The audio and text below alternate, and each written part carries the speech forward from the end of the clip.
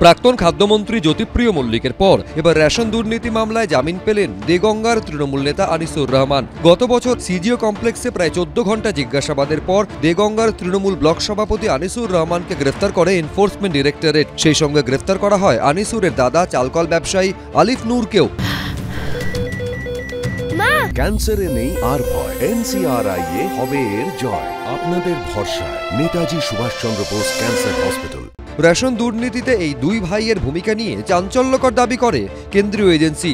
ED সূত্রে দাবি করা হয় 4টি চালকলকে সামনে রেখে প্রায় 45 কোটি টাকা আত্মসাৎ করেছেন তৃণমূল নেতা আনিসুর ও তার দাদা আলিফ।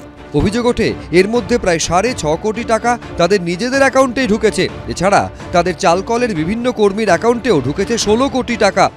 যদিও গ্রেফতারির সময় এত কিছু দাবি করলেও সেই সব অভিযোগের সপক্ষে কোনো প্রমাণই জোগাড় করতে পারেনি ইডি। এই দাবি করেই নগর দায়রা আদালতে আনিসুরের জামিনের আবেদন করেন তার আইনজীবী। বুধবার সেই আবেদন মঞ্জুর করেন বিচারক। আপাতত দেশ ছাড়তে পারবেন না আনিসুর, জমা রাখতে হবে পাসপোর্ট। তদন্তের জন্য যখনই ডাকা হবে হাজিরা দিতে হবে তৃণমূল নেতাকে।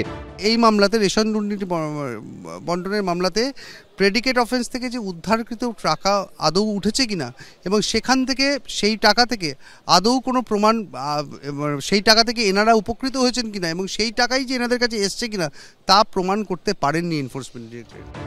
গত বুধবারই রেশন দুর্নীতি মামলায় জামিন পান প্রাক্তন খাদ্যমন্ত্রী জ্যোতিপ্রিয় মল্লিক। গত বছর 27 অগস্ট এই মামলায় জামিন পান জ্যোতিপ্রিয় ঘনিষ্ঠ ব্যবসায়ী বাকিবুর রহমান, বনগাঁ পুরসভার প্রাক্তন চেয়ারম্যান শঙ্কর আঢ্য এবং ফোরেক্স ট্রেডিং কোম্পানির মালিক বিশ্বজিৎ দাস।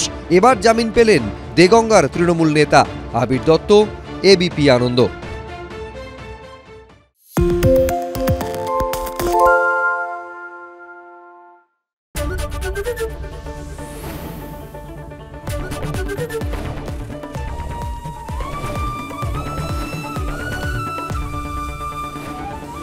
এবিপি আনন্দ, এগিয়ে থাকে, এগিয়ে রাখে। বাংলা চেঁচামেচি চায় না, বাংলা খবর চায়। বাংলা খবর, বাংলার খবর। আরে চাটা দে।